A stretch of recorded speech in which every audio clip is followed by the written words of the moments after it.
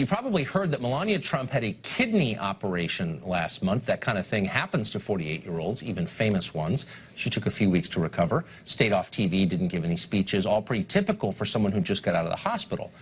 But over at CNN, they were not buying that story. They are proud journalists at CNN, self-consciously proud.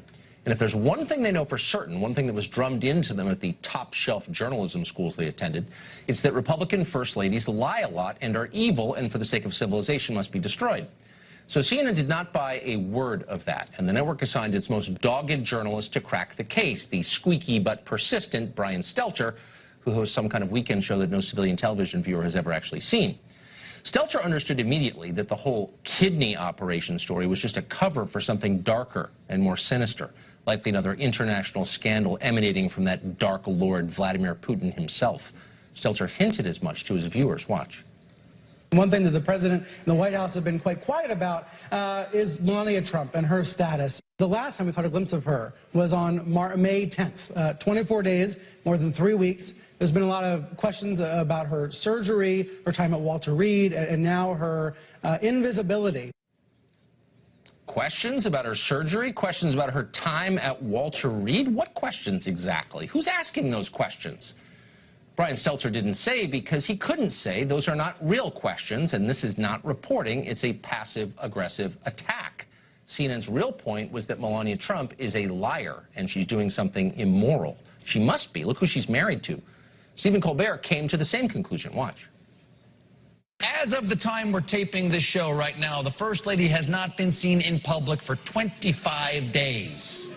Well, I'm not surprised. It took that Shawshank guy years to tunnel out. Melania is supposedly re-emerging to attend an event in the White House tonight, but who can be sure? Because the event will be closed to the press. But the White House did release this official photo proving the First Lady was totally there. Over at Rolling Stone, which apparently still exists, someone called Jamil Smith speculated that Melania Trump was in hiding to conceal signs of physical abuse. At The Atlantic, David Frum agreed and then suggested that the president may have punched Melania and then ordered the Secret Service to cover it up. Keep in mind that once upon a time, David Frum was a serious intellectual, or what passed for one in Washington. Now he's merely a buffoon. And even more buffoonish as of last night, when the actual Melania Trump showed up at the White House for a veterans event, very much alive and unscathed. So much for all those questions Brian Stelter pretended to care about.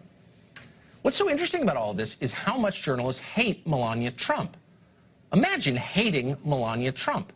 Whatever else she is, Melania Trump is not an overbearing public figure. She's not lecturing you about your weight or trying to control your personal life. She doesn't weigh in on, I don't know, tax rates or global warming.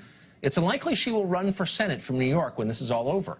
Nobody thinks she's one of her husband's key political advisors. You may never even have heard Melania Trump's voice. Many people haven't. She doesn't talk much in public. Melania Trump has done absolutely nothing wrong to you or anyone you know or anyone you will ever meet. She married Donald Trump. That is her only sin in the eyes of the press corps, and yet it's enough to disqualify her even from the most basic consideration of decency. Here, for example, is super-sensitive modern guy comedian Jimmy Kimmel making fun of her accent, which he thinks is silly and foreign-sounding. Alien, really. I'm curious, just like a cat. Ask lots of questions about this and that. About these and that. So you think Kimmel would be okay mocking the accent of one of his many Guatemalan housekeepers? How about of an MS-13 member? Please, that'd be racist. But Melania? Well, she's Trump, therefore she's guilty. There was a time when the left used to argue that people ought to be judged for what they do, not for whom they're related to. We're all individuals, liberals were forever telling us, and thank God they were. Collective punishment is wrong. It is immoral. That's what they said. Did they ever really believe that? Who knows, but they definitely don't believe it now. Mark Penn was an advisor to President Clinton. Tammy Bruce is a New York radio show host. They both join us now. First to you, Tammy. What do you make of... I mean, just to be totally clear, I never typically defend the honor of politicians. In fact, as a rule, I don't. But Melania Trump's not a politician. Why are they attacking her? What does she have to do with it? You know, in large part, it's because they're jealous and they're envious. Here you've got a woman who has power. She has influence. She's perfectly lovely. She's smart. She speaks 5 languages. Yes, she married a man that they don't like. but she has access now to everything that they now do not have access to. They used to be the ones who would be fawned over, who would be looked to for power and for appointment and for credibility. Now it's a woman who never really cares about them, has gone to certainly some cocktail parties, but it doesn't care about what the elite in Washington necessarily thinks or says. She cares about her son, she cares about her family, she cares about her parents, and that's her crime as well. But keep in mind, of course, this is for every woman who has dared to be part of this administration. And this is where, when you talk about the hypocrisy of the left, is the attacks on these women are misogynistic. And look, let me say about the attacks on the First Lady in particular, when they talk about her either being beaten by the president or hiding in Walter Reed or having to secrete herself away, it presumes that she's a victim, that she's helpless, that she is not willing to take care of her own life.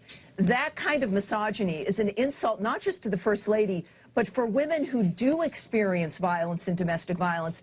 And yet these are the people who are supposed to be the champions for women. The fact of the matter is that the arguments about championing women come from, at this point, from the center-right argument that women are individuals, that they're smart, that the First Lady's an example of a powerful woman living a life that best suits her. And she should be lauded for that. Well, yeah, I mean, she certainly never bothered anybody. Mark Penn, what I find so interesting about this, I'm trying to imagine the conversation where Jeff Zucker over at CNN calls up his sad little errand boy, that Stelter kid, and says, go ahead and attack, it's time to attack Melania, okay?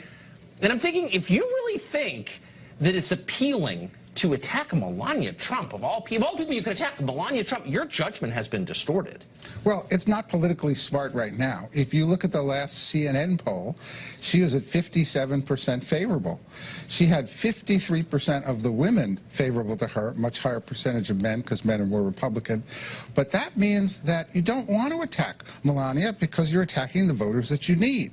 And they probably see this as a kind of wrong idea because no one uses silence better than Melania Trump. And that silence, you see, now has all of America waiting to tune in tomorrow when she reappears on the scene. So politically, given her ratings, it's not a very smart thing for columnists and others possible? who I mean, you on this. sort of ran the political operation at the White House for a long time, and you used data to do it, heavily used data. When people become so emotional and when a political cause becomes a moral cause, pretty hard for them to make rational decisions, isn't it? Well, I think that's right. I think that a lot of what we see today is about getting back to rationality in our politics. Now, Hillary Clinton, as First Lady, endured a lot of attacks when she went into health care and controversial issues. But when she went to It Takes a Village, the country united. Melania Trump is not in controversial issues. She's trying to help kids. She's doing those things that the country can agree upon. So it doesn't make sense. So I guess what I dislike about this whole thing, Tammy, is the way that the left has framed everything as a moral divide. So it's like nothing about Trump can be good, and everything that is against Trump must be good. That seems like an inherently insane way to look at the world. Well, it is. In and of itself, it's immoral. But let me say also that the attacks on the First Lady are personal. We can talk about Hillary getting into policy. That's fine. Let's deal with policy issues. But remember also, the attacks on the First Lady, I would contend, are because attacks on the president don't work. And I think that there's an inherent decision here to destroy his base of support. And that is why I think she has now been targeted. Clearly, she's a strong woman. She knows what's going on here. The media tries to infantilize her, but she's going to stick to with what matters to her, children's lives and supporting her son and her family. So this is the irony of what it is, of course, that the media is doing and what maybe even some of the establishment is doing, which is claiming that Donald Trump is immoral, and then they move and do every single thing that they try to project onto the president, which is that he's bad for women, he treats women badly, he doesn't respect them, and yet every single thing they're doing reveals that That's what the I know media the and irony does. bomb has just gone off once Yeah. again. Mark, you don't think it's going to work though as a political matter? I think this will be over tomorrow. She'll be back. I think she has actually gotten more astute about handling the office of First Lady, and you saw that in her rise. Donald Trump's at about 40% favorable, and she's at 57. The very few people in the country now who can break 50 were so polarized. Yeah, Great maybe point. she should run from New York. Thank you both. Tammy, Mark, appreciate it.